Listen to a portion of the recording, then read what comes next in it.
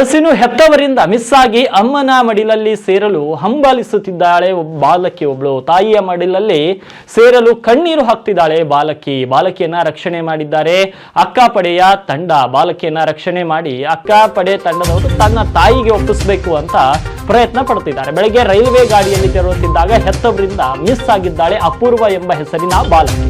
ಹೆಣ್ಣು ಮಗುವ ಅಳುವುದನ್ನ ನೋಡಿದ ಆಟೋ ಚಾಲಕ ಕೃಷ್ಣ ಪವಾರ್ ನಂತರ ಯಾದಗಿರಿ ಕೇಂದ್ರ ಬಸ್ ನಿಲ್ದಾಣದಲ್ಲಿ ಮಗುವನ್ನ ಕರೆದುಕೊಂಡು ಬಂದು ಪೋಷಕರ ಹುಡುಕಾಟ ಮಾಡಿದ್ದ ಆಟೋ ಚಾಲಕ. ಆದರೆ ನಂತರ ಸ್ಥಳಕ್ಕೆ ಆಗಮಿಸಿದ ಅಕ್ಕಪಡೆಯ ಮಹಿಳಾ ಪೇದೆ ಸುನೀತಾ ಚೌಹಾಣ್ ಚಾಲಕ ಅನಿಲ್ ಅವರಿಂದ ಬಾಲಕಿಯ ರಕ್ಷಣೆ ಮಾಡಿರುವಂತದ್ದು. ನಂತರ ಬಾಲಕಿಯನ್ನ ಜಿಲ್ಲಾ ಮಕ್ಕಳ ಕಲ್ಯಾಣ ಸಮಿತಿಗೆ ಒಪ್ಪಿಸಿದ್ದಾರೆ ಅಕ್ಕಪಡೆಯ ಪೊಲೀಸರು. ಇನ್ನು ಅಕ್ಕಪಡೆಯ ವಿಶೇಷ ಕಾಳಜಿಯಿಂದ ಬಾಲಕಿಯ ರಕ್ಷಣೆಯನ್ನ ಮಾಡಲಾಗಿರುವಂಥದ್ದು. ನಿಜಕ್ಕೂ ಅಕ್ಕಪಡೆಯ ಕಾರ್ಯ ಮೆಚ್ಚುವಂಥದ್ದು. ಇದೀಗ ತಾಯಿಯ ಹುಡುಕಾಟದಲ್ಲಿ ಅಕ್ಕಪಡೆ ಇರುವಂಥದ್ದು. ತಾಯಿಯ ಮಗುವಿನ